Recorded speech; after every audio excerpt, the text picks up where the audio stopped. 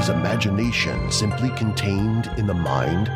Or does it tap into an unseen world with messages waiting to be told? There is a place where legends cross over into our world, where strange visions and whispers beckon, and superstition takes hold. Step into the Black Cat's shadow.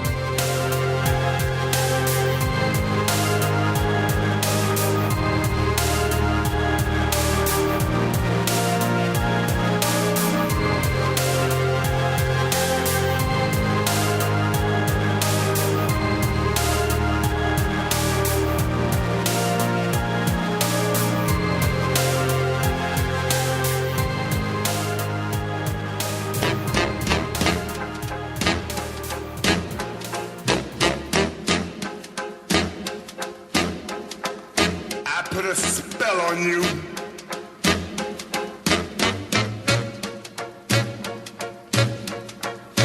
Because you're mine.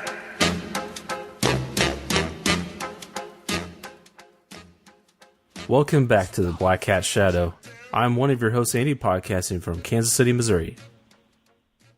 And I'm Dakota. I'm coming to you from the middle of nowhere in Kansas. Yeah, so this episode, we are talking about witches, and we're going to look at how witches are portrayed in movies and look and see how witches are in real life, what they really do, and, take a look at the history of witchcraft, witches throughout history.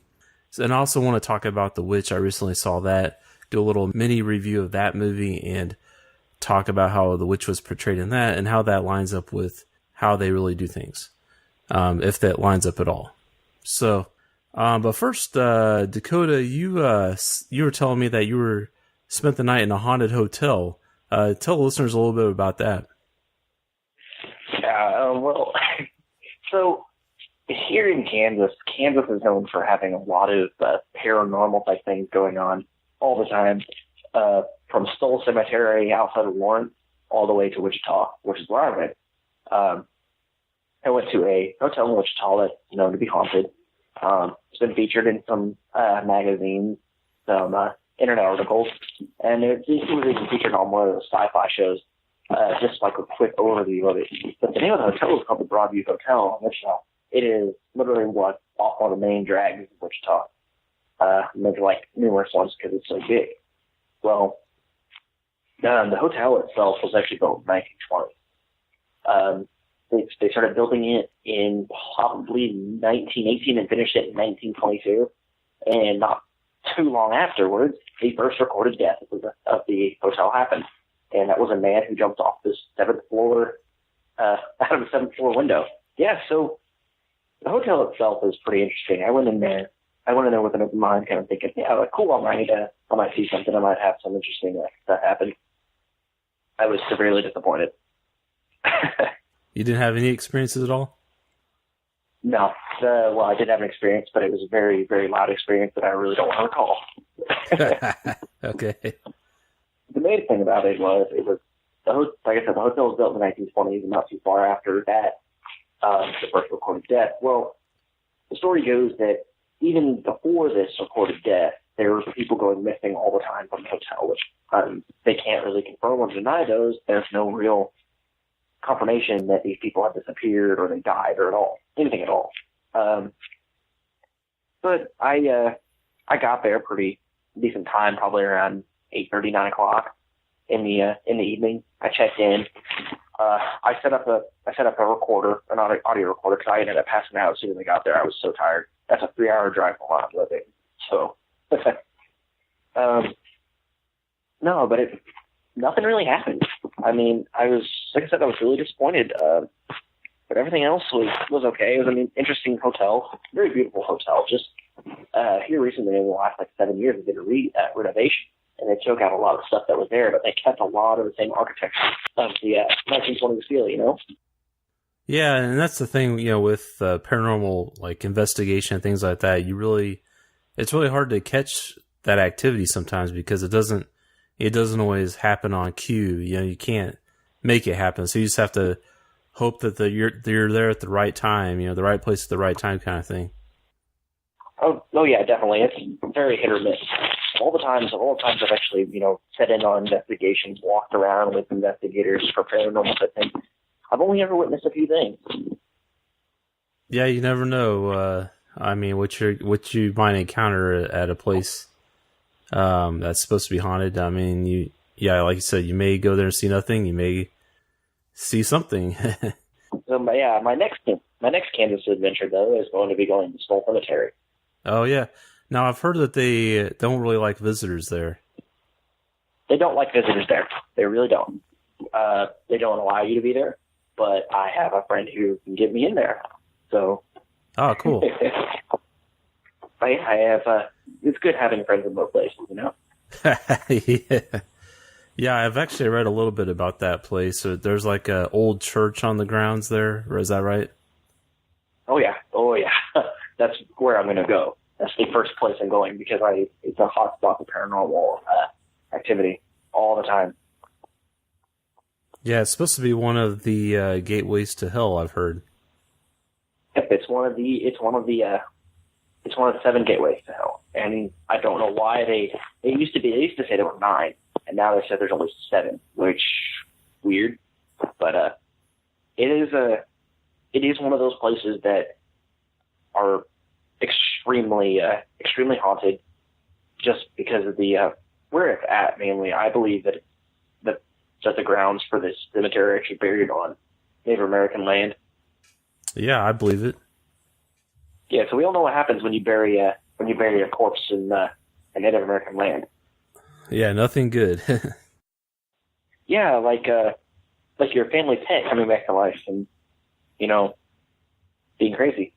Oh yeah, yeah. You definitely see that in like Pet Cemetery. You also see it in Poltergeist. They developed an old cemetery and built homes on top of the old cemetery. But see, this is going to be something I'm going to be doing pretty regularly now. Hopefully, I'm going to try to go to some pretty haunted places in Kansas and Missouri. After Stoll Cemetery, I'm thinking of heading to Salina. There's a couple places in Salina that I want to stay. That sounds good, man. You'll have to keep us updated on what you find out on those visits. Yeah, definitely. I'm going to. I think this is going to be one of my new passions to start investigating Kansas and Missouri, maybe Oklahoma a little bit. I think I really want to go up north, up into North and South Dakota, because there's some places where they've been seeing Civil War, just some what looks like cavalry riding across the plains, which is pretty cool. I'm going to admit that's one of the coolest things that you can hear about is a whole regiment of ghosts. Yeah, that'd be crazy to see something like that. Definitely. We may kind of witness some witchcraft too, which is kind of what our topic is this month, correct? That's right. Yeah, witches. Our previous episode we had the interview with one of the directors and writers from the original Blair Witch movie, and so to carry on that theme, me and Dakota are going to talk about witches. We're going to talk about how they're portrayed in movies, how that lines up with how witches are in real life, and how witchcraft is in real life, and how it's portrayed in movies. Things like that. I think it's a fascinating topic. It's one that's always interested me. Ever since I was a kid, I've always been attracted to like magic and things like that. It's just been very fascinating. I don't know, Dakota, have you ever been interested in like witches or being a witch or witchcraft or anything like that? Well, I'll tell you right now, witchcraft is definitely interesting. The lore behind witchcraft is awesome. The stories you hear of people witnessing these, what do they call them? They call them a coven, correct? Yeah, it's like a group of, like a gathering of witches that can learn from each other and cast spells together too. I think that's what you call it, as a coven, yeah. Yeah, okay. Well, there's stories all over the place of people witnessing covens doing crazy things, from sacrificing animals to having wild, crazy orgies with demons. So you never know. There's stories out there that you never ever want to imagine, but sometimes you do, and sometimes you witness them. I will put out a disclaimer here that I myself am not very knowledgeable about it. Everything that I found is all in research, but I do have friends that are Wiccan, and I hope that if they're listening to this show, they don't end up coming to curse me later on. Yeah, definitely. That would not be good. Yeah, well, I can tell you that I've studied about it to some extent, and because I've always been interested in it. I haven't studied the history as much, but I've just studied the, if you want to call it the art of witchcraft. I've studied that quite a bit, just to see what their practice, what witches practice, what they do. Do they cast spells, things like that. I've studied that, and because it's just been always interesting to me. Like when I was a kid, it was more of a taboo subject, so I wasn't allowed to really explore those types of things. So as an adult, I really have become fascinated with those. But like in movies, a typical witch in a movie is going to have a pointy hat. It's going to have warts. She's going to be riding a broom through the sky, or standing around a cauldron, putting in frog eyeballs and all kinds of gross ingredients to make a spell or something. And I know that in real life, witches may, create herbal remedies. They may make some kind of something like that where they're cooking something. But I think for the most part, now there are, there is different types of magic. There's white magic, and there's even black magic, which I don't know if that's necessarily within the magical community. I don't know if black magic is necessarily considered evil. I think it's just another form of magic that's used more for personal gain rather than helping others, I think. But with white magic, I think that's what a lot of witches practice. And a lot of people that in real life that call themselves a witch probably fall into the religion of Wicca. So Wicca is a modern tradition of witchcraft or paganism, and they hold the rights. Usually they have these holidays, and they have these activities that are centered around the cycles of the moon. So they have things that are done at the full moon, at the solstices, the equinoxes, and the quarter moons. And but anyways, their rituals, they follow the phases of the moon and also the seasons, and especially at the times of the year when the season changes, like winter, spring, summer, fall. Whenever those times changes, those are important times for pagan practitioners or witches or Wiccans, if you want to call it. Within the Wiccan tradition, they don't go around sacrificing kids or things like that. They actually have ethics and ethical principles that they follow, while they encourage personal freedom within their ethical guidelines. And they also do hold highly personal responsibility. The Wiccan read, or their main law is, as it harm none, do as you will. So they're kind of do what you want as long as you don't hurt anybody. The name actually kind of became popular in Britain in the 1960s, Wicca, and it's just kind of a combination between witchcraft. It's basically just a condensed, almost like a condensed version of witchcraft. Yeah, definitely. In the 60s, there was kind of a Wiccan revival because of a man named Gerald Gardner. He wrote a book called The Book of Shadows, and it's a 20th century book of spells, incantations, and just kind of witch wisdom, kind of thing. And that really grew it really grew interest in that, in Wicca and that tradition. Dakota, you said you had some information about European witches, right? The history behind witchcraft? Yeah, the modern, what we refer to as witchcraft, the modern European witch, because witchcraft is all over the world.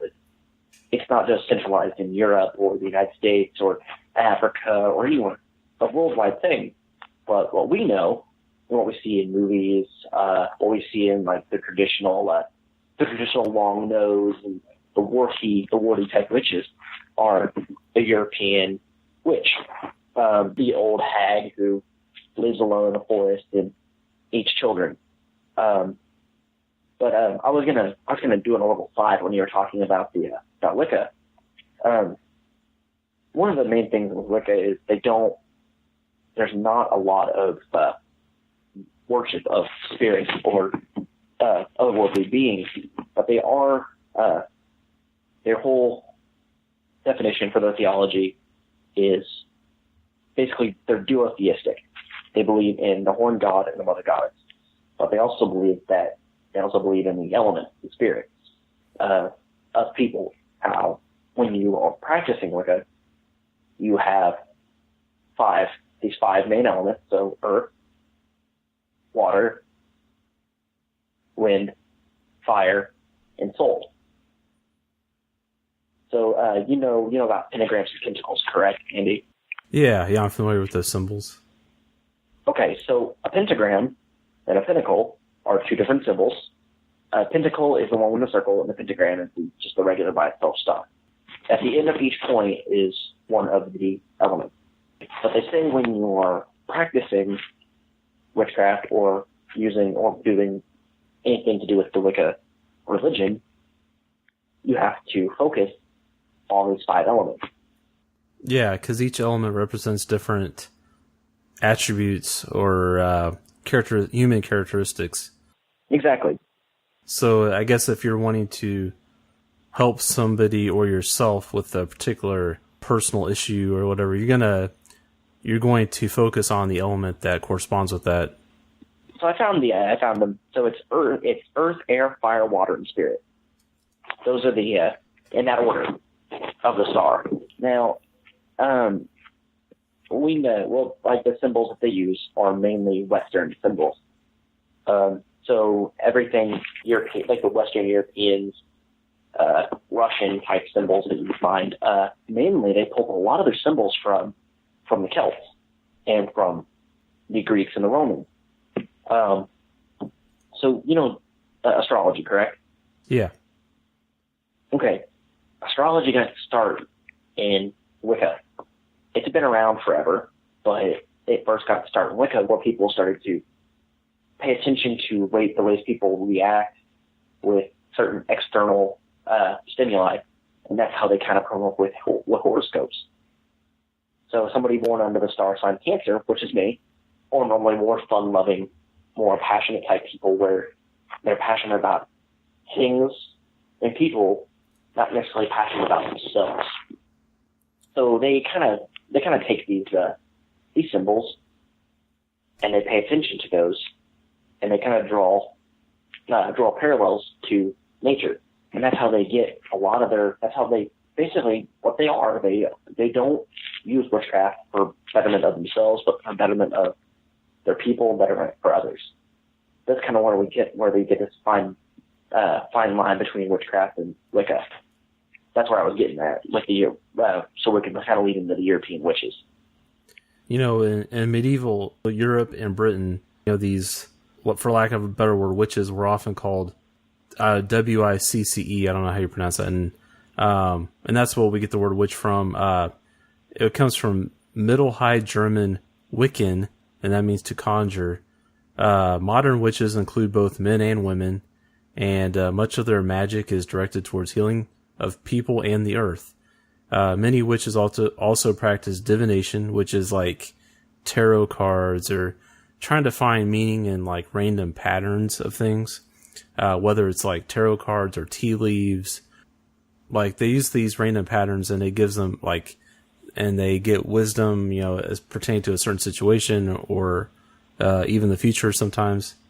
Yeah. So earlier I was talking about white magic, and that's usually talking about healing, curing disease, remedies, charms, spells. So it's like you said, it's for the betterment of others. And a lot of, Wiccans revere nature. They are very protective of the environment. A lot of them, may be involved in some kind of work to help the environment, or maybe even be activists, with in regards to environmental issues, things like that, because they do revere nature it as much as they do. But it's interesting.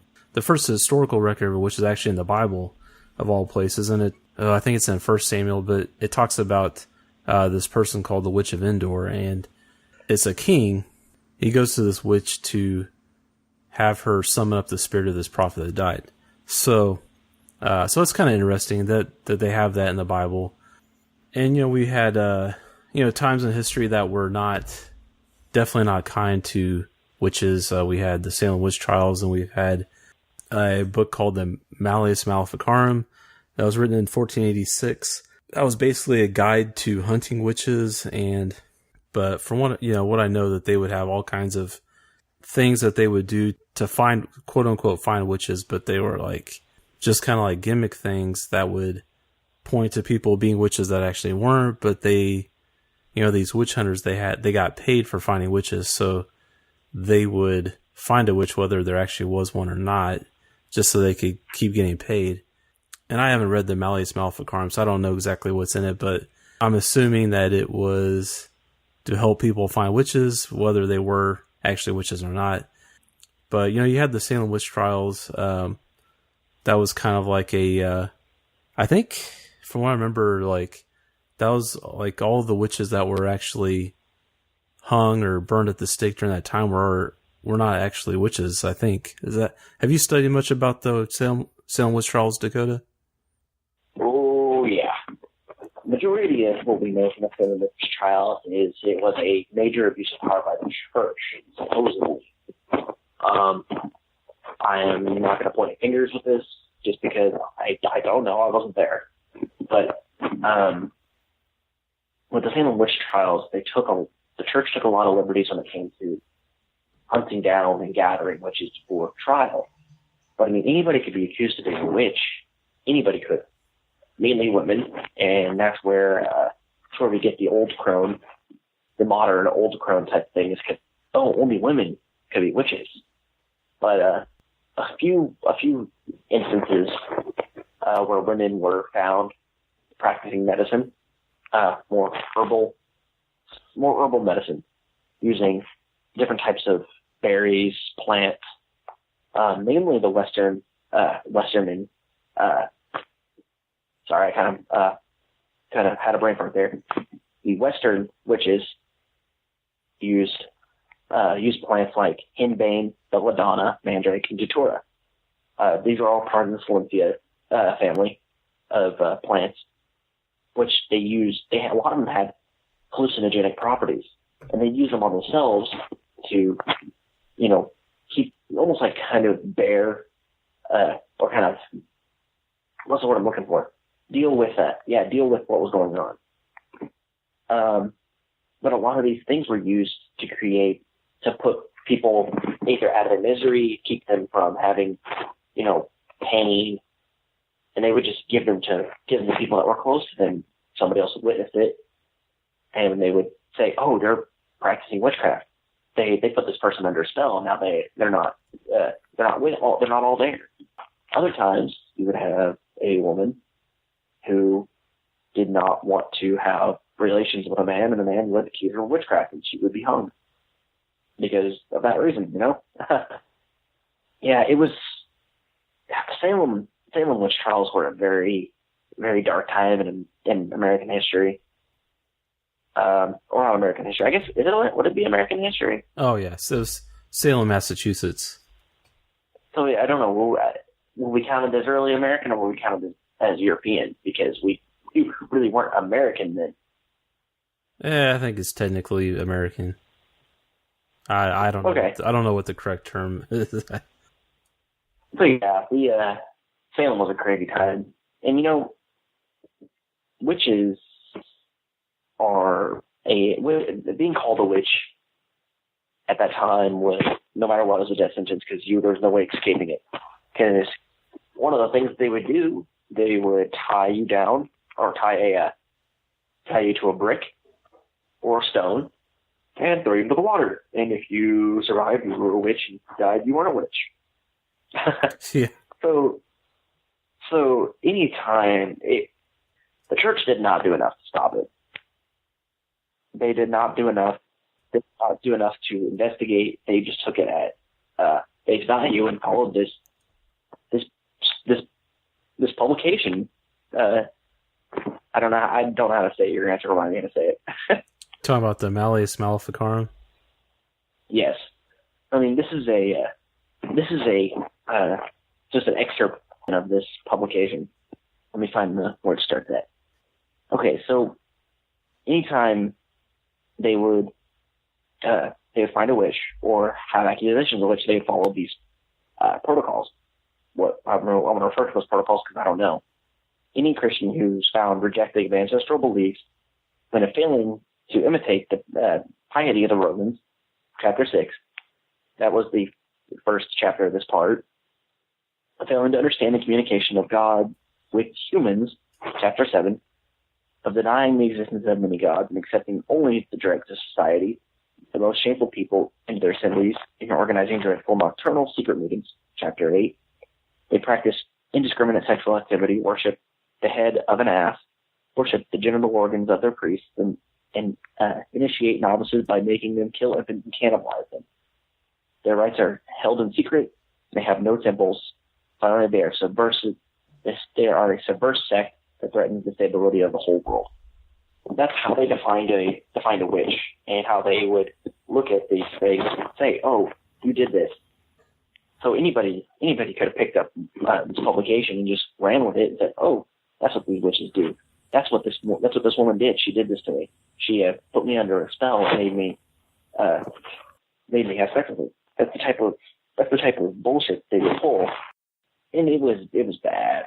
It was bad, and there's not a lot of things we can learn from that other than don't be stupid and accuse somebody of doing something that they didn't do.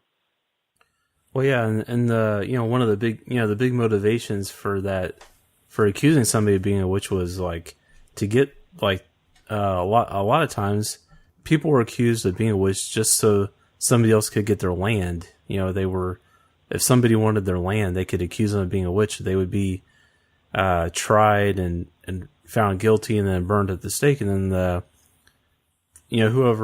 their land was up to, for whoever wanted to buy it, basically. So I think there was a lot of that kind of motivation. I'm sure there was like political motivation too. Just a lot of crazy things, and I feel like a lot of innocent people probably died horrible deaths because of it. And you know what else? I just found something that's pretty interesting. It did go the other way occasionally, where women would accuse men of practicing witchcraft. So, in 1630, the nuns of Loudun, I don't know if that's really how it's pronounced, but they had pretended to be possessed, tormented. They would convulse on the ground, roll around, and they would gibber. They would basically just like go crazy, and they would chant in a weird unknown language. They would just do it themselves. And they accused this guy, Father Urbain Grandier, of practicing witchcraft. Well, eventually, Grandier was convicted and burned. After the plot succeeded, the symptoms of the nuns only grew worse, and they became more and more sexual in nature. This attests to the degree of mania in the Santa Bay prison during the witch trials. Yeah. That's pretty crazy.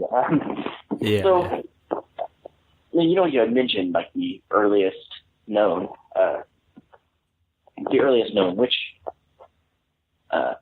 witch in history was in the Bible. Well, according to some of the information I found, after the Bible obviously became a major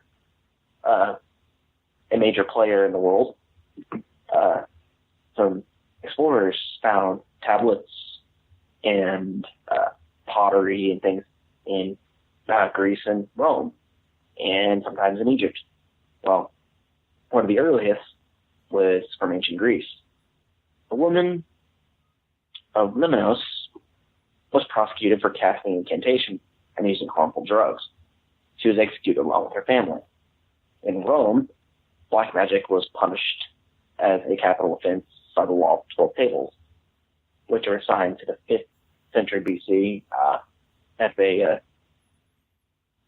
They're basically a draconian method of taking care of people that were the black sheep of the society, basically.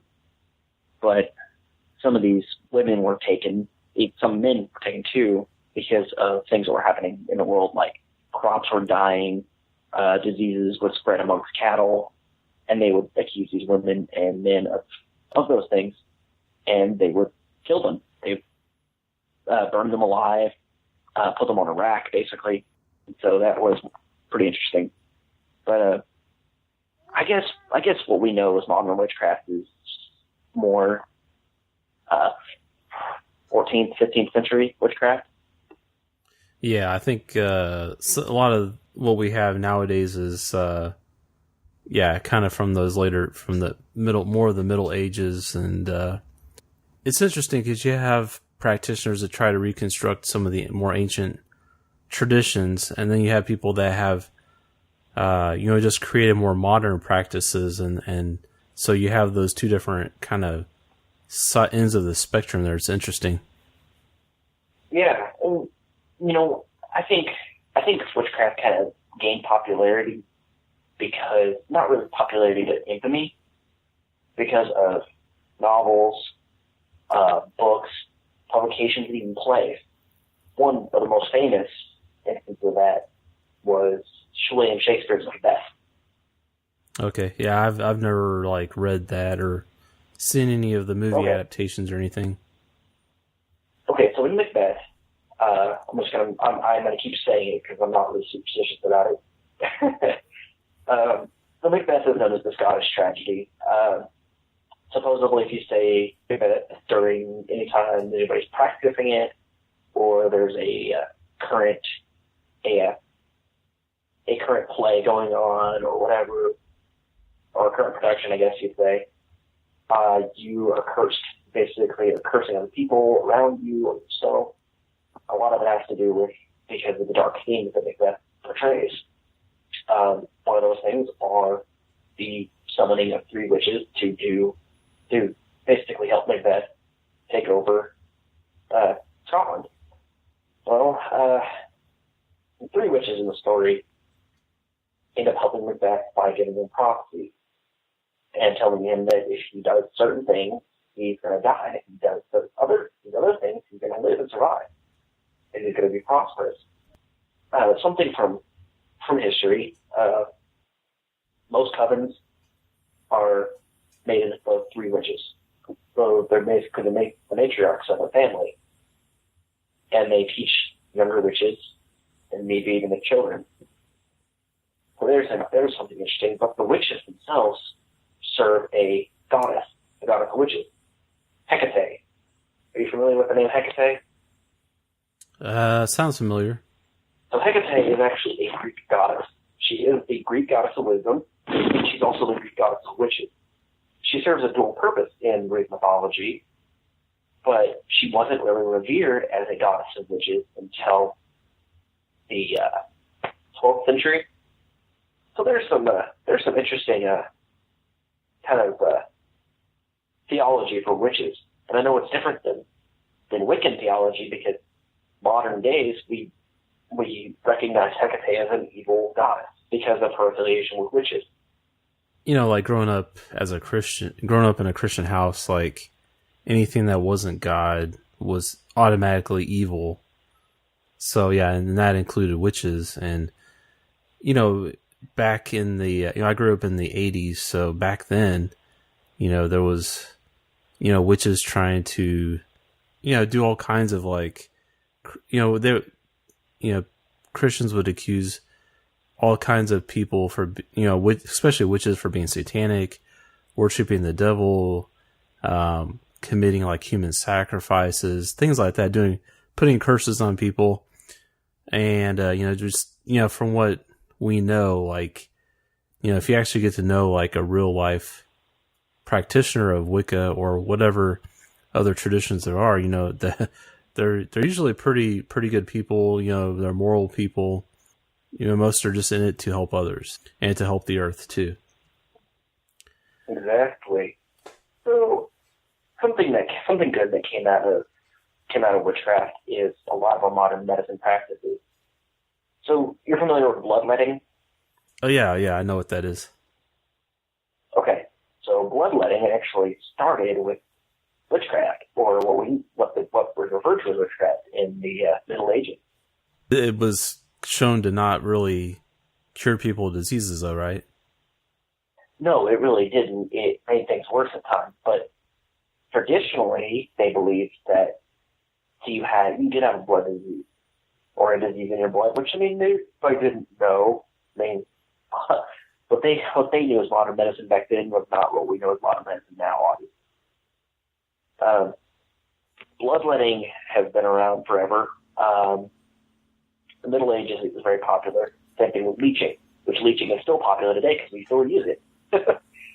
I think the first recorded use of bloodletting was actually in ancient Greece, but it wasn't really widespread because only philosophers that pretended to be physicians would do it because they wanted to see how people reacted to it.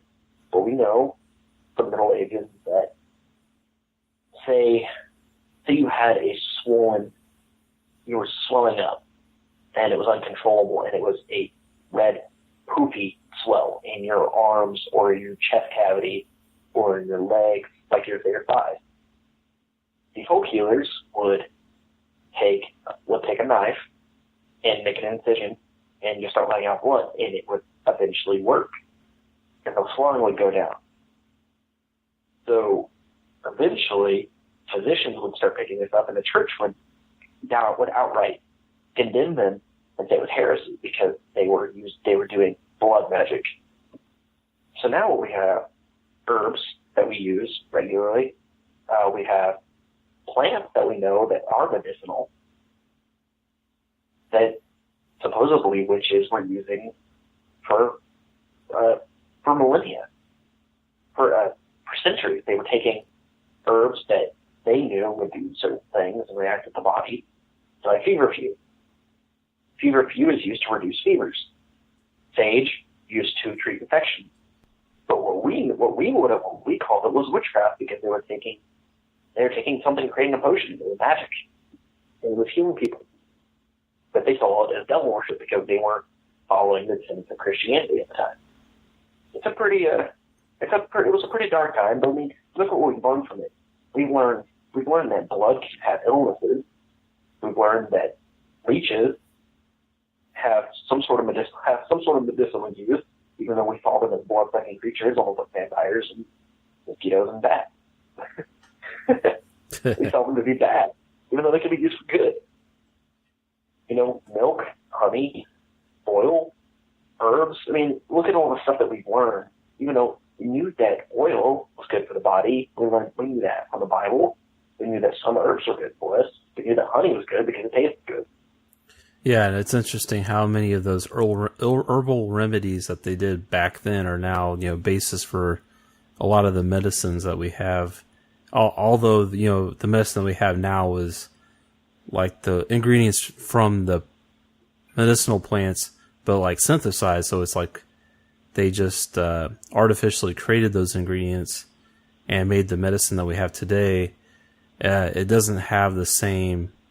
You're not getting the same benefits as like actually taking the actual plant or like, eating the plant or drinking a tea made with the plant or whatever.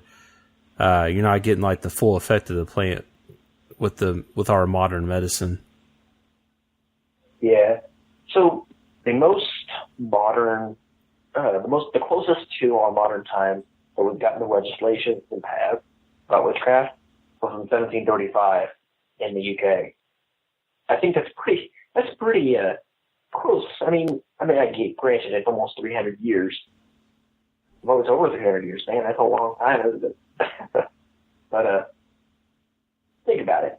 I mean, were we really that far into our civilized society that we had to make legislation about witchcraft? Well, we know that the church, they kind of took over the pagan holidays and stuff and made them their own, to try to convert everybody over to Christianity. Yeah, that's I think that was a interesting move, especially because look at what most of our Christian holidays are centered around. I mean, when we celebrate the birth of Christ, we're actually celebrating the winter solstice. Yeah, almost every one of our major holidays has pagan symbolism or roots to it. But but you've seen my tattoo, correct? The one on my arm. I probably have seen it. I don't remember what it looks like though. So the tattoo on my arm is a cross with our visible representation of the Trinity, but it's a triquetra. A triquetra is a three-pointed what they call a star. It's a three-pointed star, basically, with an overlay. The triquetra is a pagan symbol. Christians have adopted other pagan symbols before. We talked about this before, that when what we know as modern Christianity, the different sects of Christianity. So we have Baptists, Methodists, Presbyterians, Catholics, all over, different types. Well, a lot of the pagan Druidism, which is another form of witchcraft, a lot of the pagan Druidism in Scotland and Ireland kind of transferred into Christianity. They took a lot of the symbols and a lot of their rites and incantations, because a lot of their incantations were done in Latin, and they were related, very, very closely related to Catholic incantations that they would say during Mass. So they created their own religion from it, almost their own combined religion, and it is what we know now as some normal rites and passages for Presbyterian Christianity.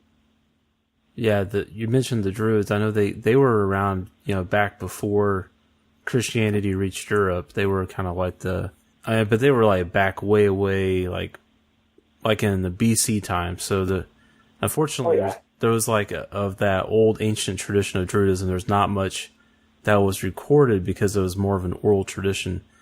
But yeah, once Christianity moved in, it kind of took over everything, and so yeah, there may be some hints of that in some of the Christian traditions that came out of that area, definitely. Oh yeah, Druidism was massive, especially in Scotland. There's a lot of history in Scotland when it comes to witchcraft and Druidism. Mainly because they said that Scotland, even during the 1600s, was very friendly to witches and druids and all sorts of nasty creatures. But that's probably another discussion for another time, because Druidism itself it's just so deep. You can go days and days and days talking about Druidism and not even scratch the surface. Yeah, it's a pretty interesting philosophy. I kind of read a little bit on Druidism just because I was interested in it. It's kind of has its roots in nature worship kind of stuff, but a lot of different type of things, along with Wiccans. But yeah, more from a Celtic type background.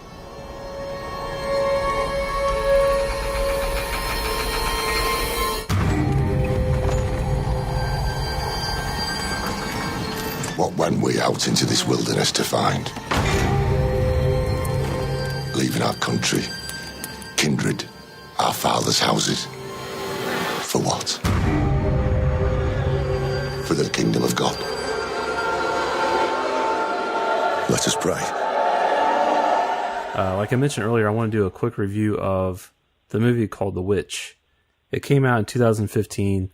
It's got Anya Taylor-Joy, who was in Split, and it's got some other people that you may or may not recognize, but it's about a family in 17th century New England, and they end up leaving their village because they feel like the people there are not following the religion like they should.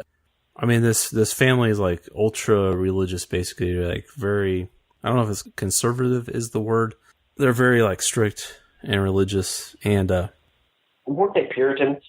Yeah, it's kind of like that. They were, yeah, something like that. But they left their village because they felt like the people there had grown too lax in their faith and their religion, and they weren't living up to the standards of that this family wanted to live by. So they left the village and went out on their own to just live on their own, live off the land. And so anyway, so they find a patch of land to settle down on. They build a cabin. They have some livestock, and they try to have a farm and stuff like that. And tragic things start happening with the family, and you find out there's like this witch that's living in the woods that's pretty much terrorizing the family, and things just go from bad to worse for the family. And so anyway, so that's basically like the story. But it's interesting how the witch is portrayed in this movie. It's portrayed very much like I want to say like a Christian would think of a witch, like, oh, it's some scary old woman that's living in the woods that's sacrificing babies and people to the devil, dancing with the devil naked and stuff like that. That's very much how the witches in this movie are portrayed. And, so I wanted to look at that. I wanted to compare that with, if you know anybody that practices Wicca or any of these other pagan paths, they are not sacrificing babies, or, they may live in the woods. They may love to be out in the woods and practice their craft in the woods. And so that's cool. Pretty much, I don't think there's any witches that are actually devil worshippers. I don't think most witches even believe in the devil. So it's kind of interesting that witches automatically get portrayed as like devil worshippers. I will say that sometimes the language is a little hard to understand because they're speaking in like that 17th century English. And so it's I don't know, I guess it's like it's just old English. I don't know how else to describe it, but I think I got the gist of what they're saying most of the time, but there was just like a couple of scenes that I didn't quite get what they were saying. I think I missed something because I didn't understand what they were talking about. Like there was anyway, it's not really important to the overall movie though. I think you really understand what's going on in spite of the language that they're using. But it's interesting, in that movie there are some animals that are presented that are like familiars. Like I don't think that the witch is necessarily taking animal form, but there's some animals that are in certain scenes that seem really sinister, and that they're like familiars. And anyway, so I wanted to look at, do witches in real life use familiars, or do they? But one of the animals that is in the movie is a rabbit. There's this rabbit that whenever it shows up, something sinister is going to happen. And I guess at one time, rabbits were the animals most identified with witches in Europe. That kind of playing the role that cats now have. I think, cats are widely seen as like a familiar for witches. But, rabbits, they served in this lore, rabbits served as witches' familiars and messengers, and they were believed to be the form that witches most frequently transformed into. So I guess, looking at this movie with this rabbit, you could say, okay, that was actually the witch in animal form, which that's kind of interesting. Like part of the legend is that rabbits are tricksters. They're able to hide in plain sight. They have the brown fur that camouflages them. They're able to appear and disappear. In 1662, there was a Scotswoman by the name of Isabel Gowdy. She apparently she confessed to being a witch. She talked about how she and her fellow coven members would transform into rabbits using a magical chant. So that's interesting. So yeah, so that kind of talks about the rabbits. There was also a crow that was prominently shown.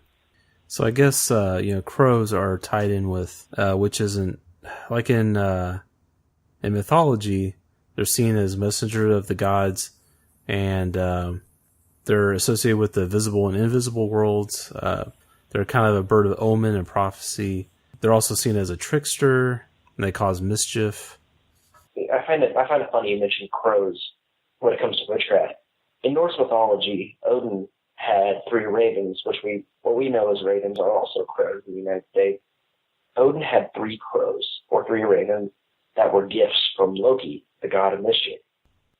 Okay, so in witchcraft, there is a belief of other spirits out there. One of those is the Crow Mother and the Crow Father. The Crow Mother and the Crow... in witchcraft and Wicca, like I said, it's duotheistic, where you have a pair of gods and goddesses. For say, how I mentioned you with the horned goddess and the Queen Mother, or whatever it was. Very similar, you have the Crow Father and the Crow Mother. The Crow Father and the Crow Mother were beings. There was beings that created servants or familiars for witches. So we were mentioning it with the crows and the raven. One of the things in the film, obviously, I'm not going to reveal too much about it, but there are scenes that involve a raven, and it's a very, very disturbing scene. Obviously, this movie has a lot of disturbing scenes in it, particularly the scenes that have to do with children. That's what makes it a very effective film. But you were talking about how some of the animals could possibly be the witches. What I think is that rabbit that appears is an omen. It's almost like a little bit of foreshadowing. I don't think it had anything to do with the witches itself, which I think it was just a kind of nod to rabbits being associated with witches initially.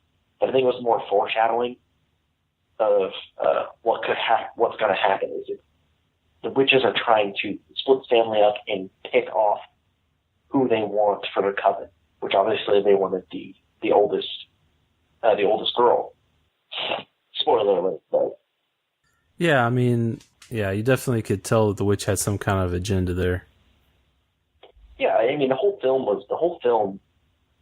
felt like it was very driven towards splitting up this family or making them question their faith. You mentioned other animals in the film too, like the dog, obviously the raven, the rabbit. Well, you have the goat, the 2 goats, the white and the black goat that appear in the film. So you have Black Phillip, and then you have the white goat. I remember if they had the white goat had a name. But I think what was interesting about this was they, in the film, the kids swear up and down that Black Phillip was the black goat that was talking to them.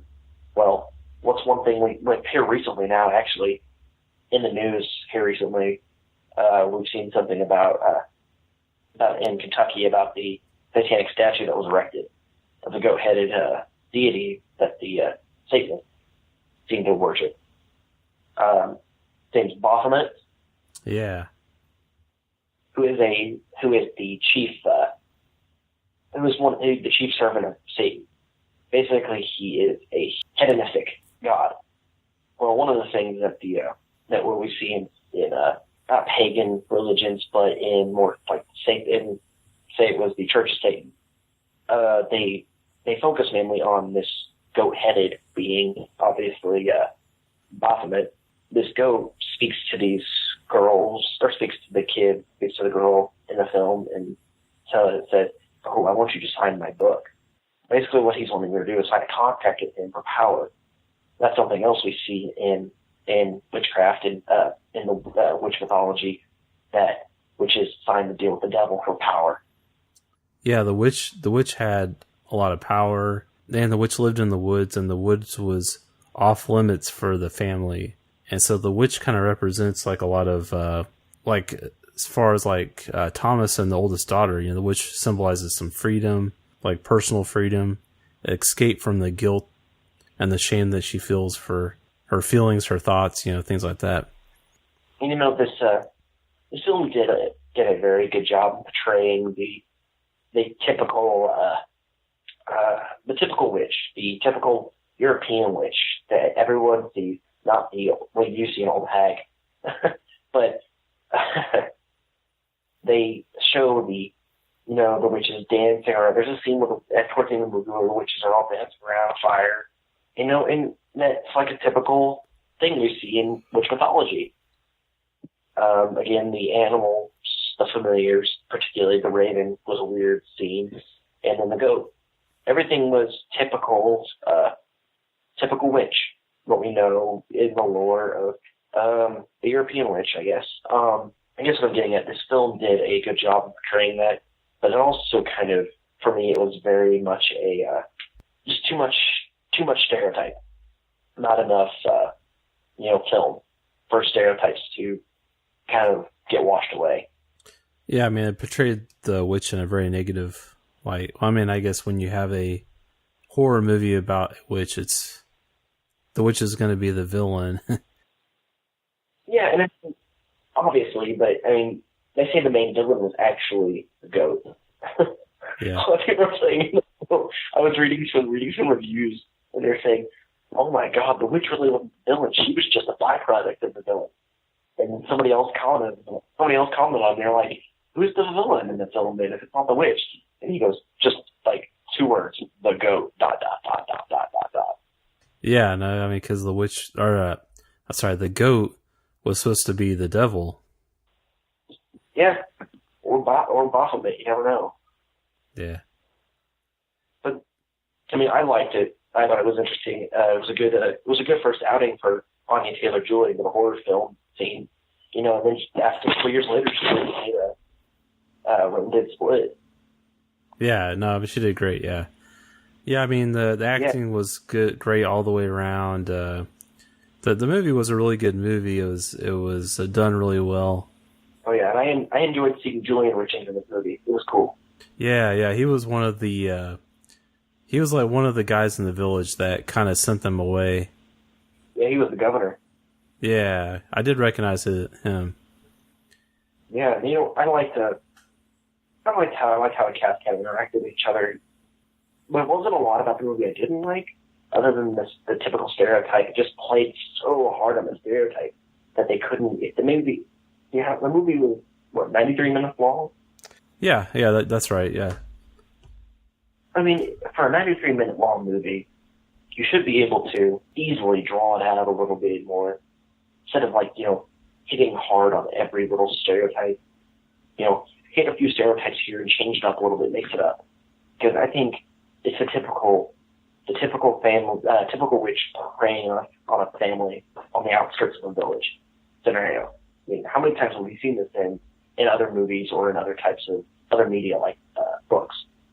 Oh yeah, I mean, a lot of fairy tales were based on that kind of story, like the witch preying on kids type of thing. I mean, that's great and all, and I mean, they obviously knew what they were doing because they made a shit ton of money on this movie. I mean, considering their budget was $4 million, and they ended up grossing $40.4 million. Yeah. No, it was definitely well made. Like for me, I think, it's probably not a movie I would ever need to watch again. I know like a lot of people would just think it's like the greatest movie of that year. I was like, it's okay. I mean, it was a good movie, but it wasn't like my favorite movie. I don't know. I guess I don't know. It was well done, but for whatever reason, it wasn't like a fun movie. I think, movies I go back and watch repeatedly over and over again are movies that are more fun. So this one was more serious and pretty bleak and kind of depressing. I don't know if depressing is the right word, but it was very bleak and kind of hopeless. It's a horror. It was a movie that was released at Sundance. Most of the time, a horror movie that's released at Sundance doesn't have a happy ending. Just saying. Yeah. But I mean, I guess it's happy for her, for Thomas's character. Yeah, I guess in a way, yeah, definitely. But I mean, this movie, it's streaming on Amazon Prime. So if you have Amazon Prime, you can check it out on there. I'd say it's worth a watch. Dakota, you think it's worth a watch? Yeah, definitely worth at least a watch. I'll watch it too. I myself am actually gonna go back and rewatch it eventually. I ended up buying it on Google Play, so I have it now. I'd say if you're gonna watch it, go into it with an open mind. Don't take anything for granted. Don't take any of your knowledge of witches or witchcraft or Wicca into it, because you're just going to be disappointed if you do. But yeah, go into it, watch it a few times, and definitely definitely have a good time with it. Want to throw out there that disclaimer: we are not experts on witchcraft at all. Yeah.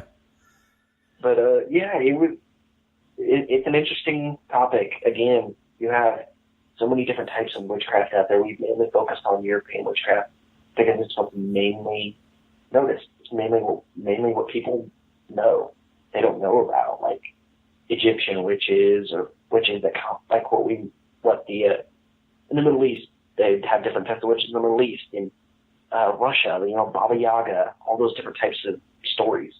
We're not going to cover every single one of them, but do your own research and figure out what kind of witch what worked for you. I mean, obviously there's different types of witches out there. If you actually want to get into Wicca, definitely check it out. I'm sure there's covens out there that will take you in. Yeah, I mean, there's tons of resources online, like lots of articles and videos you can read if you're interested in that learning more about how to be a witch or Wicca, all that paganism, all that kind of stuff. It's very interesting. It's something that I study a lot for myself, just because I'm kind of in this stage where I grew up with a particular religion, and kind of to the point where I'm trying to figure it out for myself now. Like I don't want to just take on the religion of my parents. I want to kind of like create my own spirituality and make something of my own, I guess, with it. So it's definitely a fascinating topic. Yeah, so that'll do it for this episode, guys. Not exactly sure what we're going to be doing for the month of September, so stay tuned for our next episode there. Well, we do have some interviews we'll probably put up. Some stuff that we need to get out, that we have kind of a backlog of stuff we need to get put out, so we'll probably do some of those. As always, you can keep up with us on social media. We are on Twitter at Black Cat Podcast. We're also on Facebook and Horror Amino. And if you'd like to send us an email, you can do that at blackcatpodcast@gmail.com. Our website is www.blackcatshadow.com, where you can listen to all of our past episodes there and download them to the app of your choice to listen to them wherever you want. And you'll find the links there also for our movie store, where you can buy a movie and help out the podcast. Dakota, how can people contact you if they like? Yeah, guys, if you want to get a hold of me, you guys can email me directly at dakshadowbane@gmail.com. That's DAKShadowBane. I'm eventually going to be posting some of these pictures I got from the hotel in tandem with this episode, so be looking for that. Also, I'm trying to get some blog post type stuff going on. Been writing some interesting little stories here and there that I've stumbled upon. Just writing some things I've witnessed. Some just news in the horror world. I'll be getting some of that out here soon. So be looking for that, and also be looking for my future endeavors when I actually go and do some paranormal investigations or find some interesting haunted places. Yeah, definitely excited to see you do more of that kind of stuff. Because we're always interested in things that are paranormal stuff and ghost investigations, all that. That's really cool. So that'll do it for me and Dakota. So remember to take a closer look at the world around you, and you may just find that it is stranger and more mysterious than you thought, especially in a Black Cat Shadow.